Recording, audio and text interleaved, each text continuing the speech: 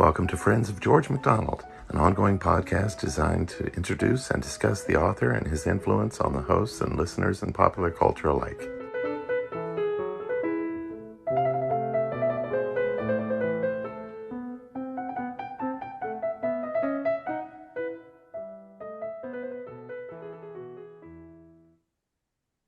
Welcome to another edition of Making Friends with George MacDonald.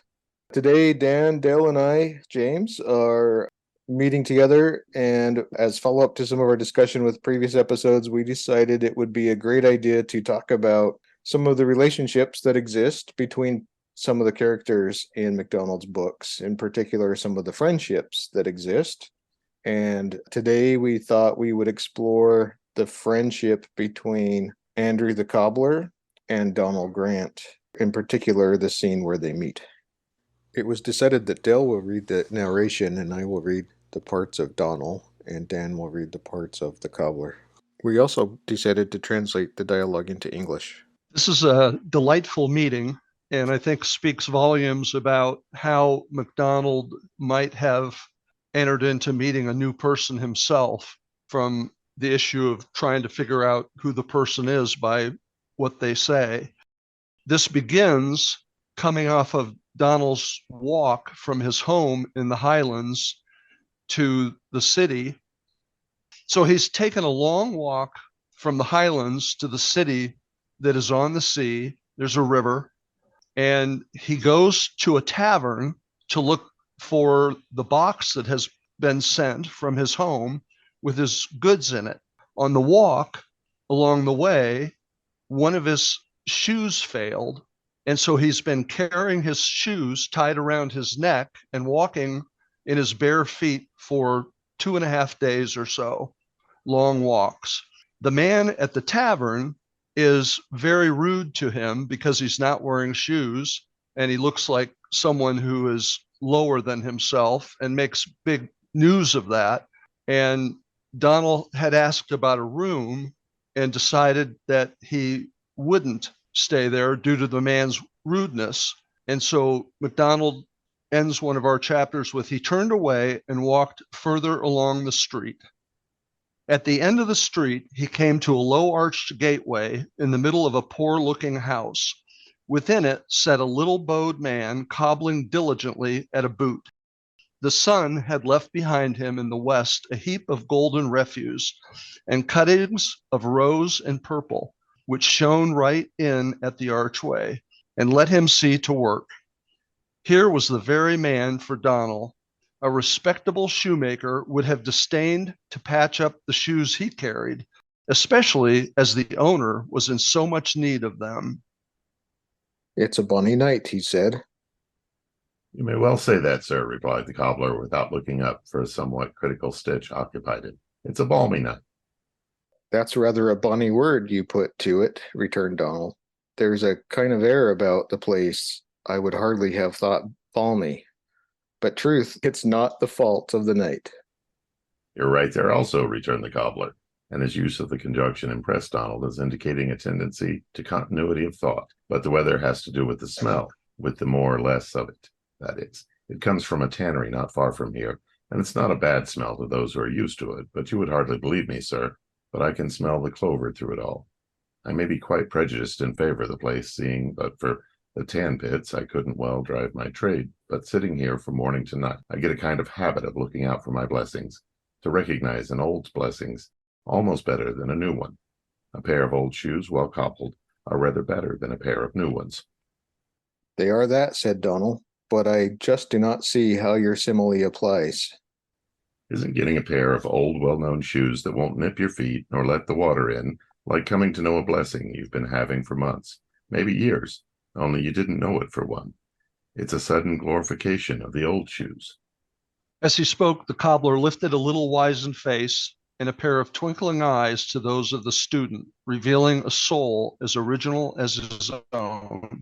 He was one of the inwardly inseparable, far divided company of Christian philosophers, among whom individuality as well as patience is free to work its perfect work. I'm going to interject something there. That's a phrase that I highlighted about that philosopher. And think that if you tend to that, you're in deep trouble with most people. MacDonald goes on. In the glance, Donald saw a ripe soul looking out of its tent door, ready to rush into the sunshine of the new life. He stood for a moment, lost in eternal regard of the man. He seemed to have known him for ages. The cobbler looked up again. He'll be wanting a job in my line, I'm thinking, with a kindly nod toward Donald's shoeless feet. Small doubt, returned Donald. I had scarce started, but it was too far to go back when the sole of a shoe came off, and I had to tramp on with both of my own. And I'll bet you thanked the Lord when the sole came off that you've been brought up with the soles of your own as tough as any leather and fit for wayfaring. To tell the truth, answered Donald, I have so many things to be thankful for. It's a small wonder I forget many of them. But now, and I thank you for the exhortation, the Lord's name be praised, that he gave me feet fit for going upon. He took his shoes from his back and, untying the string that bound them, presented the ailing one to the cobbler.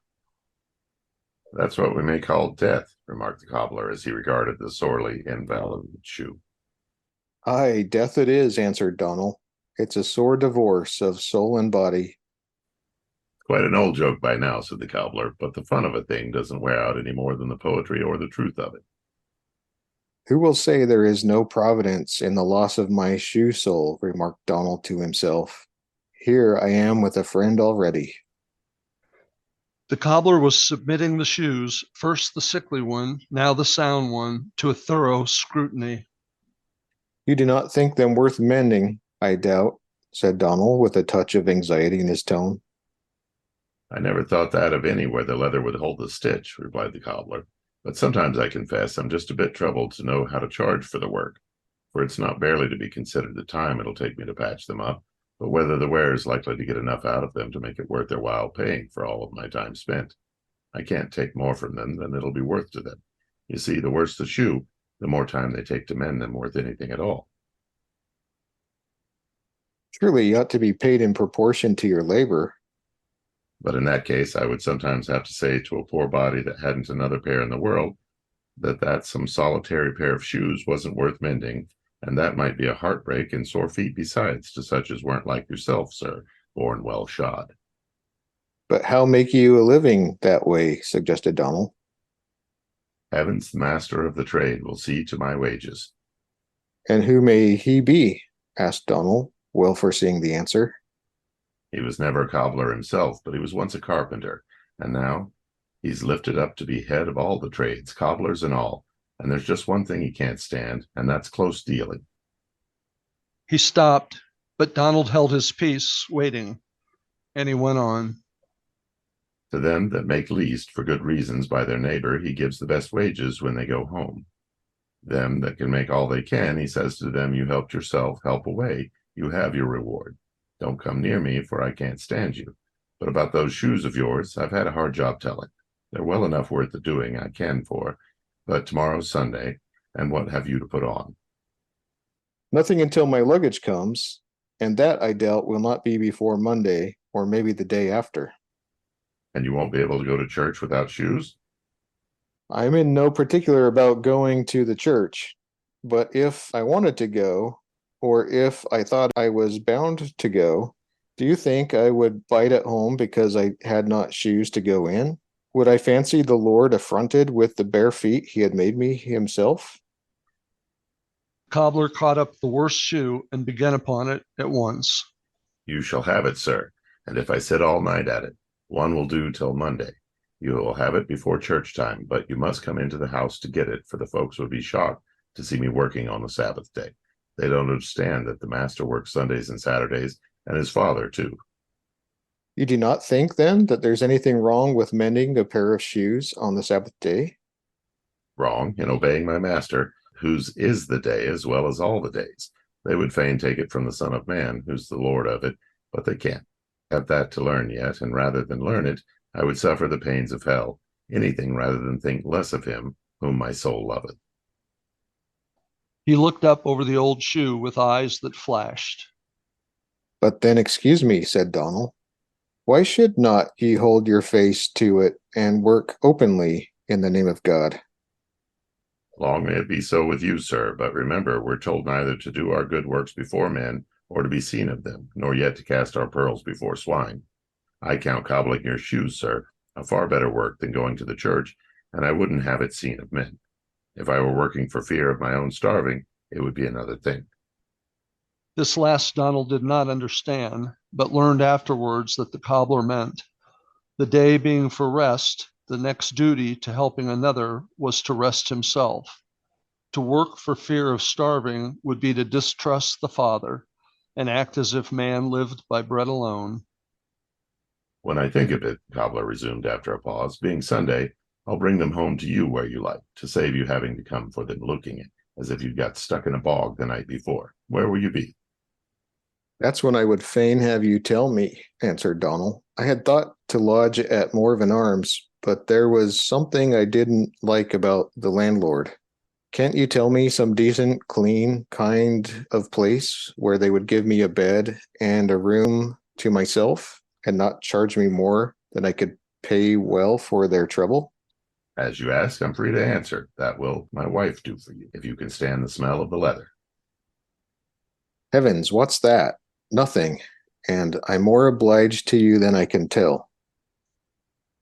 We have a wee room, said the cobbler, at the service of any decent wayfaring man that can put up with our ways. And for payment, you can pay what you think it's worth to yourself. We're never very particular about the amount. I take your offer with thankfulness, answered Donal. Well, go in at that door just before you, and you'll see the good wife. There's no one else to see. I would go with you myself, but you see, I can't with this shoe of yours to turn into a Sunday one. Kind of a conversion, isn't it now? Donal went to the door indicated. It stood wide open, for while the cobbler sat outside at his work, his wife would never shut the door.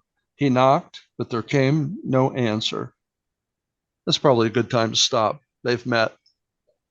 Go So, ahead. Dell, what was it about this interaction in this meeting that made you want to talk about it today? Well, I think it's a delightful meet, and especially following the one that he had with, let's see, what was the other guy's name? His last name is Glum. The landlord's name was Glum, Yeah, his last name is Glum.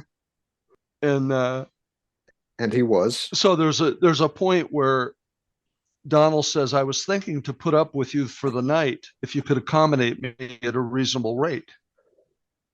Well, I don't know, replied Glum, hesitating with his back to him between unwillingness to lose a penny and resentment at the supposed advantage, which was indeed nothing but humor. What would you call reasonable? And they go on a bit more. And he argues with him a little bit. And then he says, you're a queer customer, said the man. Donald answers him, I'm not so queer, but I have a kit coming by the carrier, directed to the Morven Arms. It'll be here in time, doubtless.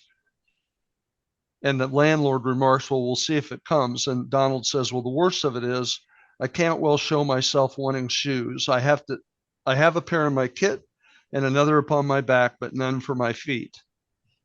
And the guy says, well, there's suitors all over the place, and he'll see where it's going to go from. And the man continues on about him being a tramp and things like that. And Donald said, I'm thinking you wouldn't wear much of it. Let's see. Well, before he said, Donald gave a laugh. Those who are content with what they are have the less concern about what they seem. The ambitious like to be taken for more than they are, and may well be annoyed when they are taken for less. So the guy goes on, and it's a nasty encounter. He walks down the road, and he sees the cobbler shop, and they have this delightful interaction. Yeah. The contrasting is just delightful, the way that MacDonald uses that. Yeah. In both cases, Donal tries, a short sentence or two, a remark or two, as sort of a test to see how it will be responded to. Yeah. And in the case with the landlord, Donald pretty rapidly starts sorting out that he's on a different page than the landlord, a different page in how he's trying to approach life and transactions with his fellow man. Right. But then when he meets Andrew the cobbler, again, it starts with a quick comment back and forth, but Donald rapidly picks up hope that this is somebody he can talk to and be on page with. Right. There's a kindredness between the cobbler and the shepherd boy who's gone to find his way in the big city. And there's not one with the man who's running the inn, who maybe has never stepped out of the city. We don't know that, but maybe his life is in the inn, serving people and taking care of things and trying to make more money. And the cobbler's the opposite of that, isn't he? He wants to make sure that Donald will get value for the work that he does so he can wear his shoes for a long time, whether he gets paid for the time that he does it or not. Mm-hmm. Really, in that exchange where Donald and the cobbler discuss the value of the shoes and the value of the cobbler's work on the shoes, is one of the many instances, I think, in George MacDonald's novels, perhaps it's even in most novels, where there is some sort of discussion about how we make transactions with each other, business transactions in particular is what I'm referring to here, and about the way people of the world approach it versus people trying to follow Christ approach it. And it's interesting that I'm sure Donald is very grateful to the cobbler's approach to it, but Donald seems a little surprised by the degree to which the cobbler is willing to do all he can to help Donald and make sure Donald gets value out of the work, even if Donald ends up getting more value out of the work than the cobbler himself does. A lot of it is just the opposing worldview of I'm thinking of myself and I'm thinking of others. Mm-hmm. So he puts them back to back so that there's an obvious disparity between the two different worldviews.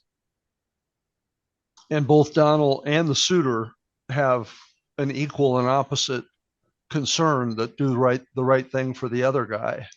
Mm-hmm. And in this case, Donald also gets a room and another friend in Dory, Andrew's wife. Pretty interesting. And I believe towards the end of this meeting, he also meets their granddaughter, who has quite a role in this novel as it goes along. So part of those interactions, I think, are an encouragement to us as to how we interact with others as well. It's a gentle reminder and an encouragement to do better than we often do.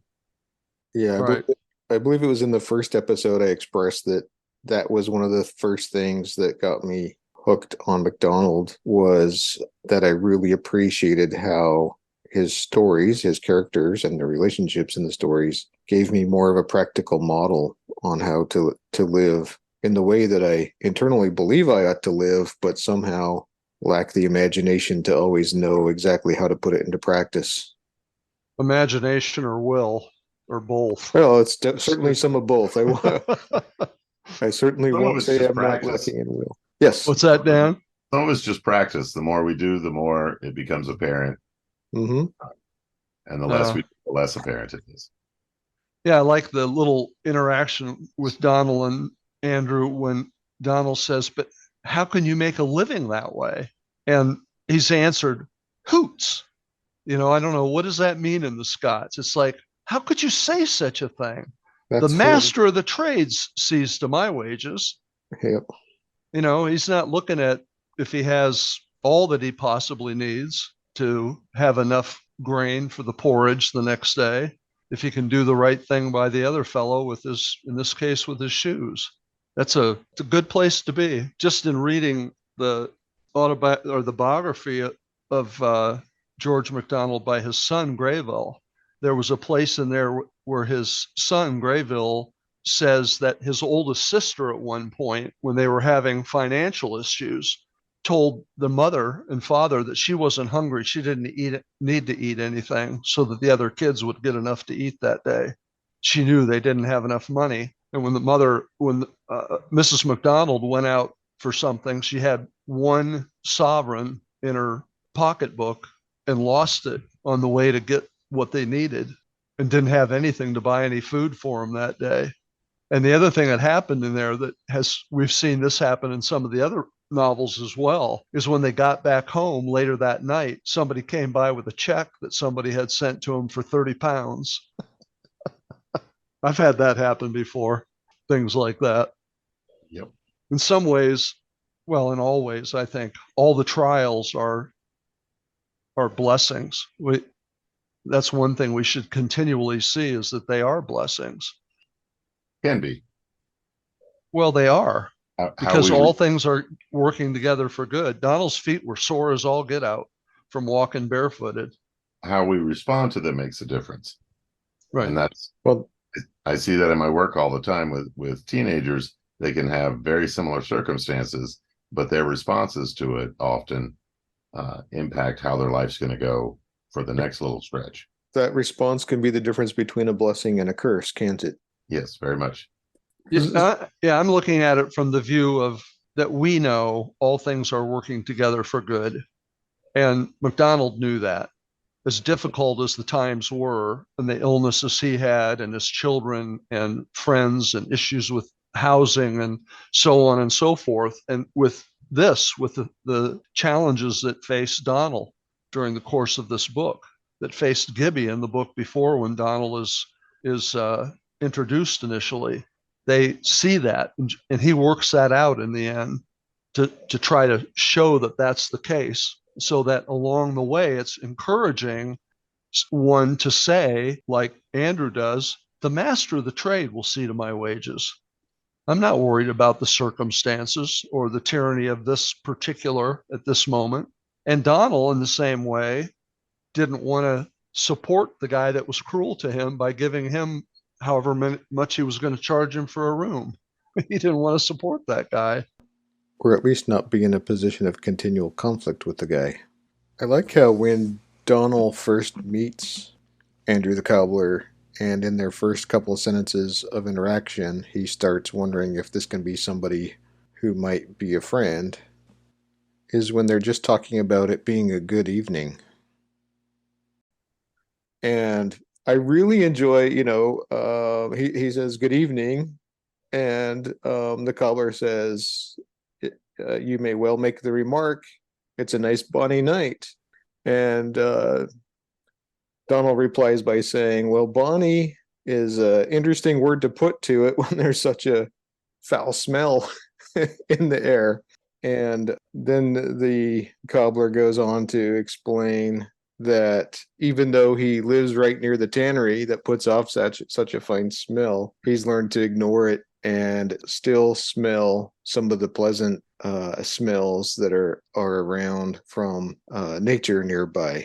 And that's one of the things that perks Donald up as he's trying to judge this man. The fact that the cobbler can see past this foul thing right next to him and still see the blessings that are around him. Yeah, it's like something that I can remember right now growing up around Akron, Ohio in the 50s and into the 60s. The tire plants were going constantly there. When you went in there, it smelled bad. The burning tire odors, and the air was horrible. These enormous smokestacks were pitching out burnt coal, black coal, and they were burning the tire remnants. It was just solid black soot. And it just went up in the air. The smokestacks were very short. It went out and around. And what I remember is when we drove into Akron from out on the edges where we lived, in the spring, a lot of times people would paint their houses. And you'd see these houses that were painted this beautiful blue, light green, white, yellow, and so on. And within a month or two, they had this black patina over them that was that coal dust and tire black that has settled on all of it, that you could see this remnant. And yet people planted beautiful flowers and had shrubs with beautiful flowers in the front that still thrived within that, trying to show the beauty of it in the midst of industrial pollutions. That's all it was. And this is similar. They're speaking the terms here of the odor.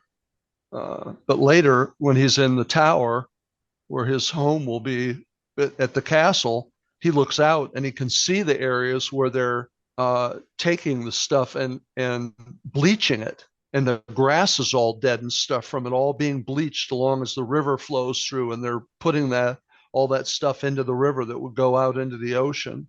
But yet he still sees the beauty of all the things that are around that and within that, and that there's labor for people.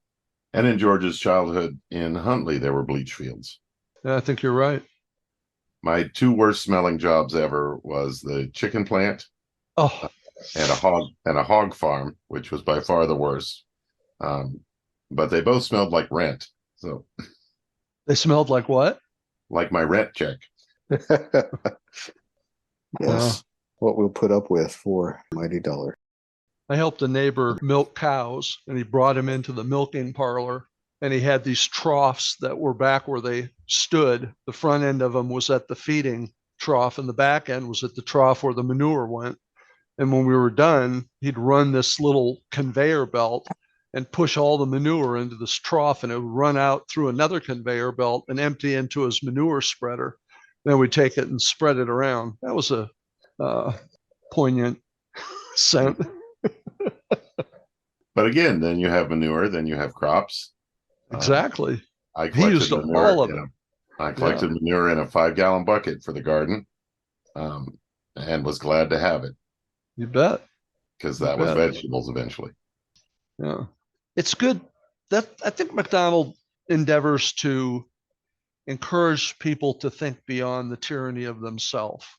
That's an ongoing thing with him, with the unspoken sermons and with these things in the novels, the characters that he builds, and some who are really trying to discover and solve the riddles, I guess, if you'd say it that way, or solve their issues and continue, and others that just give in to where they're at.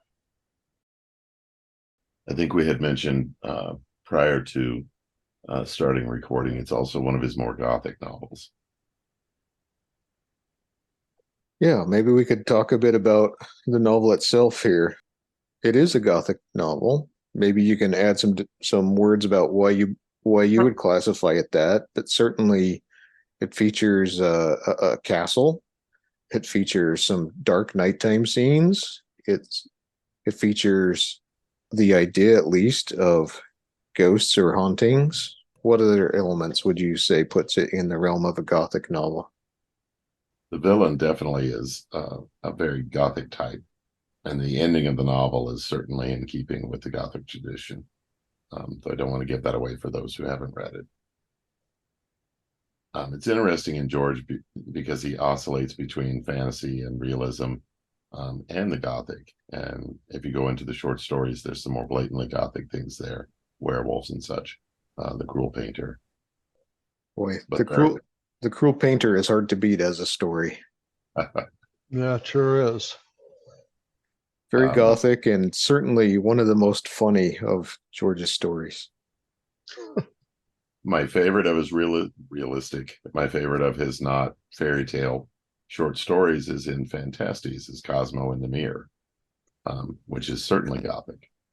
So there is a stretch of that. He also mentions in some of his novels reading Poe there as far as literary content or style. Yeah, when I first started reading MacDonald and had read a few novels, I frequently guessed that there was some influence from Poe, or at least, if not directly from Poe, some influence just from their contemporary circumstances, since their lives overran each other. But yeah, when I came across actual references to Poe, it did not surprise me at all. And George is great for a good literary reference. There's tons of people that I wouldn't know about had I not read George, and George Fox being one of them, that he'll just drop in lines or references to. So he's a great starting point for discovering some of these other people as well, or for better understanding them. The other one that I was thinking about that is also interesting in the same book is when he meets Kate Graham. Sure, that could be an interesting one to talk about. We have another character meet a little later in Donal Grant when Donal meets a brother and a sister in a garden that's near the castle where he's taken up his abode and teaching responsibilities. It's a new area for him. It's a closed off walkway, and he's lying in the grass, reading and thinking and looking at the sky when the brother comes up and they talk for a few minutes. And when they do, the brother mentions that his sister might be more keen on what Donal is trying to say philosophically and so on, and that they should meet. They walk on, and she comes along, and he stands up or continues standing, and it goes on like this. Bonnet in hand, he advanced to meet Kate Graham. She held out to him a well-shaped, good-sized hand, not ignorant of work, capable indeed of milking a cow to the cow's satisfaction. Then he saw that her chin was strong, and her dark hair not too tidy, that she was rather tall and slenderly conceived, though plumply carried out. Her light approach pleased him. He liked the way her foot pressed the grass. If Donal loved anything in the green world, it was that neither roses nor hollyhocks nor even sweet peas, but the grass that is trodden underfoot, that springs in all waste places, and has so often to be glad of the dews of heaven to heal the hot cut of the scythe. He had long observed the notion of anything in the vegetable kingdom being without some sense of life, without pleasure and pain also, in mild form and degree. He took her hand and felt in it a safe one, a safe, comfortable hand. My brother told me he had brought you, she said. I am glad to see you. You are very kind, said Donal. How did either of you know of my existence? A few minutes back, I was not aware of yours. Was it a rude utterance? He was silent a moment, with the silence that promises speech, then added, has it ever struck you how many born friends there are in the world who never meet, persons to love each other at first sight, but who never in this world have that sight? No, returned Miss Graham, with a merrier laugh than quite responded to the remark. I certainly never had such a thought. I take the people that come and never think of those who do not. But of course it must be so. To be in the world is to have a great many brothers and sisters you do not know, said Donal. My mother told me, she rejoined, of a man who had so many wives and children that his son, whom she had met, positively did not know all his brothers and sisters. I suspect, said Donal, we have to know our brothers and sisters. She says, I do not understand. We have ever gotten to feel a man is our brother the moment we see him, pursued Donald, enhancing his former remark. That sounds alarming, said Miss Graham with another laugh. My little heart feels not large enough to receive so many. The worst of it is, continued Donald, who once started was not ready to draw rein, that those who chiefly advocate the extension of the family bonds begin by loving their own immediate relations less than anybody else. Extension with them means slackening, as if anyone could learn to love more by loving less, or go on to do better without doing well. He who loves his own little will not love others much. But how can we love those who are nothing to us, objected Miss Graham. That would be impossible. The family relations are for the sake of developing a love rooted in a far deeper, though less recognized relation. But I beg your pardon, Miss Graham. Little Davy alone is my pupil, and I forget myself. I am very glad to listen to you, returned Miss Graham. I cannot say I am prepared to agree with you, but it is something in this out-of-the-way corner to hear talk from which it is even worthwhile to differ. Ah, you can have that here if you will. Indeed. I mean talk from which you would probably differ. There is an old man in the town who can talk better than ever I heard man before, but he is a poor man with a despised handicraft, and none heed him. No community recognizes its great men till they are gone. He's talking about Andrew Cumming, the suitor, at that point. That kind of brings it around. Mm-hmm. And speaking of greatness, then she goes on and says, where's the use then of being great, said Miss Graham. To be great, answered Donald, to which the desire to be known of men is altogether destructive. To be great is to seem little in the eyes of men. Miss Graham did not answer. She was not accustomed to consider things seriously. That's an interesting meeting because it contrasts with the other two that we talked about. Here he's met somebody who he's able to have a conversation with, and it's reasonably pleasant, but she's not quite on the same page as him, is she? No. But she doesn't seem to be on an opposing page like the landlord was. No, he was confrontational and cantankerous. Of course, through the novel, that relationship with Kate expands. Yeah, I think it does. And he switches back when she's not answering and coming along, as was the opposite with the suitor. Right. They dug deeper with each other and they continued to sound out those depths. And that continues also through the book. She doesn't do that. So he says, "What a lovely garden this is," remarked Donald after the sequent pause. "I have never seen anything like it." "It is very old-fashioned," she returned. "Do you not find it very stiff and formal?" "Stately and precise, I would rather say." "I do not mean I can help liking it in a way," she says. "Who could help liking it that took his feeling from the garden itself, not from what people said about it?" She says, "You cannot say it is like nature." And his next comment here is another one that I highlighted because it's one that I like. He says, "Yes, it is very like human nature. Man ought to learn of nature, but not to imitate nature. His work is, through the forms that nature gives him, to express the idea or feeling that is in him. That is far more likely to produce things in harmony with nature than the attempt to imitate nature upon the small human scale." That's very profound. And I think that's how MacDonald worked, the way he brings nature in to everything. He's bringing it in here now, just like he did smelling the clover through the tannery stink. Interesting. And Miss Graham's response is, "You are too much of a philosopher for me. I dare say you are quite right, but I have never read anything about art and cannot follow you."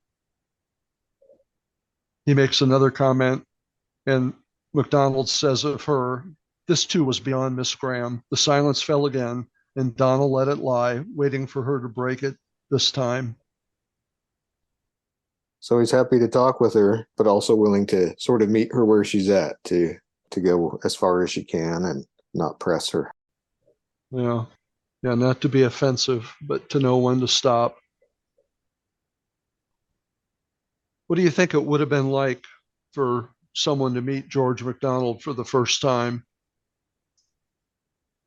I think your comment earlier that this approach must have been what MacDonald's own approach was, I think is probably true. My guess is if George and I met, he would probe me with a few comments and questions and see how I responded to decide where he went next. And I suppose that's how most anybody approaches a conversation.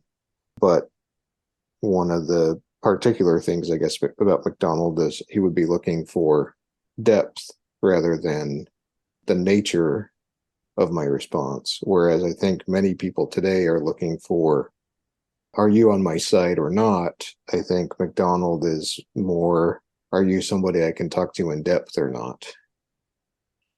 In both cases of these meetups, all three of the cases, Donald uses what is there at hand to begin the conversation.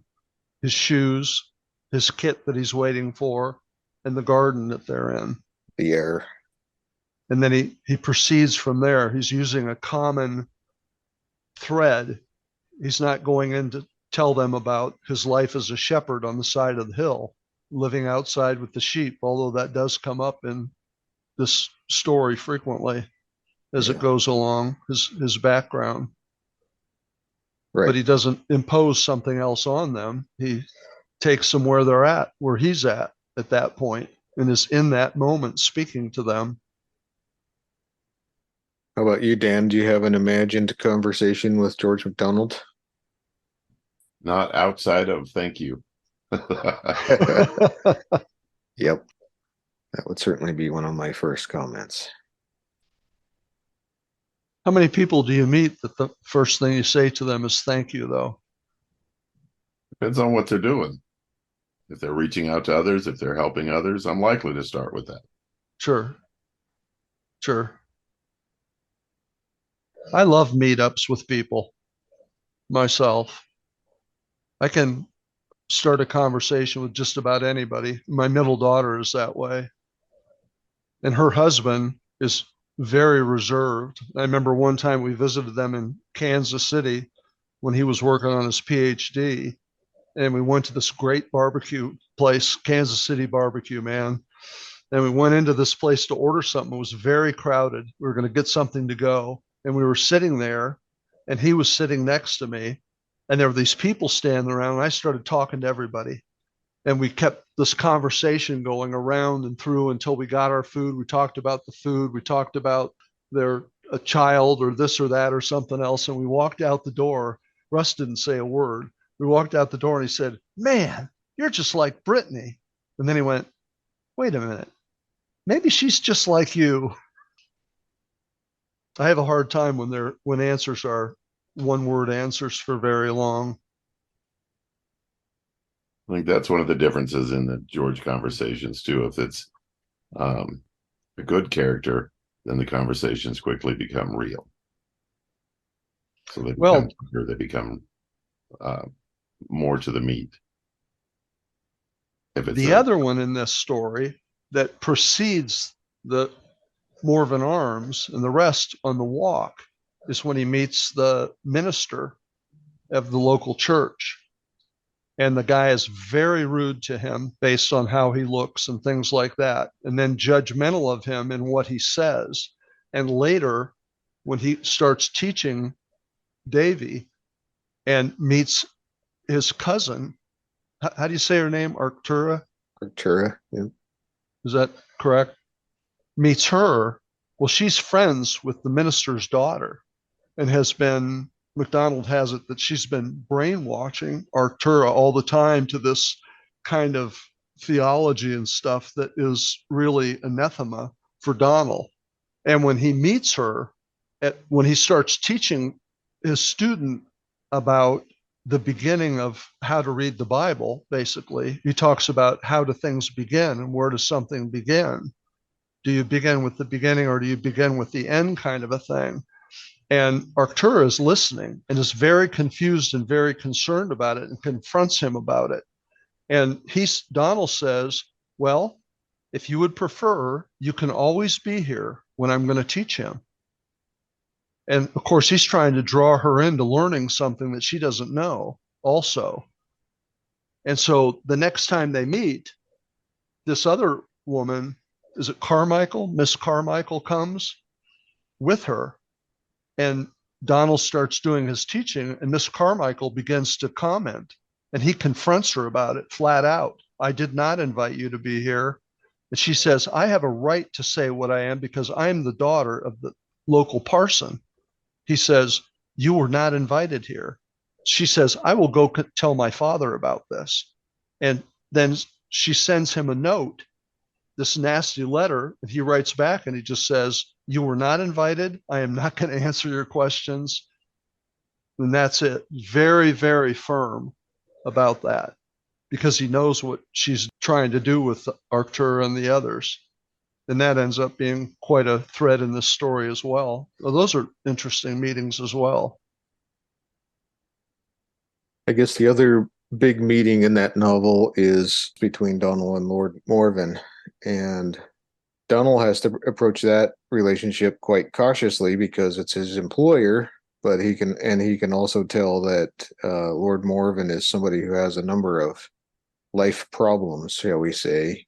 And through the course, of the novel, it becomes quite clear that he has a number of addictions, not just to alcohol, but also to drugs, probably opium. And there's an exchange between those two. Lord Morven is trying to get to know Donald a bit better. He invites him into, I can't remember if it's a study or anyway, some kind of private room, and offers him a drink. And Donald says he doesn't drink, and there's some exchange. And Lord Morven tells him that basically Donald doesn't know what he's missing, and there's some discussion about Lord Morven ends up saying that, well, it's an acquired taste, and you should put some effort into acquiring it because it's really enjoyable. And there's a great quote there, which I remember, which is along the lines of Donald responding that an acquired taste is sometimes a good thing, but an acquired appetite is never a good thing. Good stuff. Here I found the exact quote. Lord Morven says, "Don't you think it's a pity to limit the scope of life by too much self-denial? Every new or acquired taste is a gain to the being." And Donald replies, "I suspect, however, that every new appetite is only a loss." How about that? That's some real wisdom there. You got that right. I have found people's reactions over the years to letting them know that you don't want to drink is always kind of interesting. Yeah. You either get people who respond in that way, who you don't know what you're missing, or you get people who become paranoid about what they're imbibing themselves and whether or not it's okay to do it around you. Yes, I've had both responses, but most often I just have a cordial response. And often when I'm on business trips, if sometimes I'll find myself at a dinner with 10, 20 people, and it'll be, at the beginning of the meals, the waiter's going around taking orders for drinks. And I've noticed quite often when I indicate that I am not wanting a drink, that a couple other people remaining at the table will look relieved and decide not to order a drink.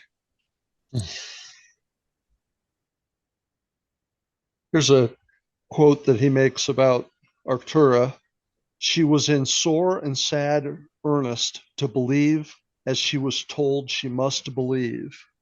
Therefore, instead of beginning to do what Jesus Christ said, she tried hard to imagine herself one of the chosen, tried hard to believe herself the chief of sinners." That goes a little bit with what you're saying, people wanting to go with the flow of, well, I'll have to get a drink so that I feel like I belong here. And then your act gives them permission to do what they know to be the right thing in that case. So interactions are early interactions when he's teaching Davy in the room. Arctura comes into the room, which she had never done before, and she sees the boy. And Donald is in a nook. She doesn't know that he's there, and she starts looking at what he's reading and talking to him a little bit. And then by degrees, her voice grew a little louder, and by these words reached Donald. "You know, Davy dear, every sin, whatever it is, deserves God's wrath and curse, both in this life and that which is to come. And if it had not been that Jesus Christ gave himself to turn away his anger and satisfy his justice by bearing the punishment for us, God would send us all to the place of misery forever and ever. It is for this sake, not for ours, that he pardoned us." She had not yet ceased when Donald rose in the wrath of love and came out into the room. "Lady Arctura," he said, "I dare not sit still and hear such false things uttered against the blessed God." She says, "Mr. Grant, you forget yourself." He says, "I'm very willing to do that, my lady," answered Donald, "but I must not forget the honor of my God. If you were a heathen woman, I might think whether the hour was come for enlightening you further. But to hear one who has had the Bible in her hands from her childhood say such things about the God who made her and sent his son to save her without answering a word for him would be cowardly." That's how he confronts her in this case. "What do you know about such things? What gives you the right to speak?" said Lady Arctura.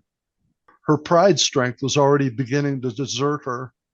I had a Christian mother, answered Donal. Have her yet, thank God, who taught me to love nothing but the truth. I have studied the Bible from my childhood, often whole days together, when I was out with the cattle or the sheep. And I have tried to do what the Lord tells me from nearly the earliest time I can remember. Therefore, I am able to set to my seal that God is true, that he is light, that there is no darkness or unfairness or selfishness in him. I love God with my whole heart and soul, my lady. Arctura tried to say she loved him so, but her conscience interfered and she could not. That's a pretty good way to confront something when it needs done. Just the right amount of boldness, also remaining polite while being so bold. Yeah.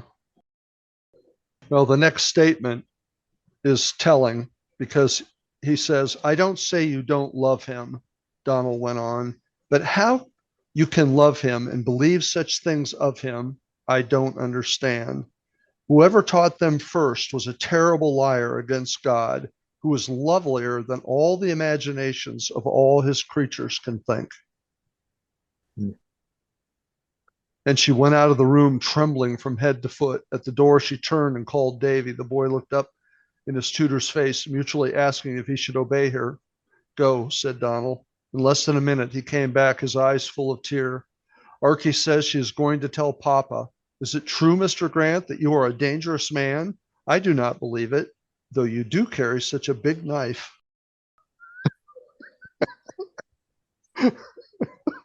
To be a simple little boy, huh? Well, that's sort of what he's working on us to be, isn't it? To be childlike. It's interesting how he uses children in the books too. That's something we didn't mention on the one when we talking about characters or children and the roles that they play. Oh, we did mention a little bit, I guess. Why don't you finish this off with a couple good quotes, Dan? Those who are content with what they are have the less concern about what they seem. These are from Donal Grant. The beauty of love is that it does not take care of itself, but of the person loved. And this one is an often quoted one: to have what we want is riches, but to be able to do without is power. There's some beautiful stuff, Donal Grant. That there is. You want to slip in another quote or two, Dale? Oh, I said a lot.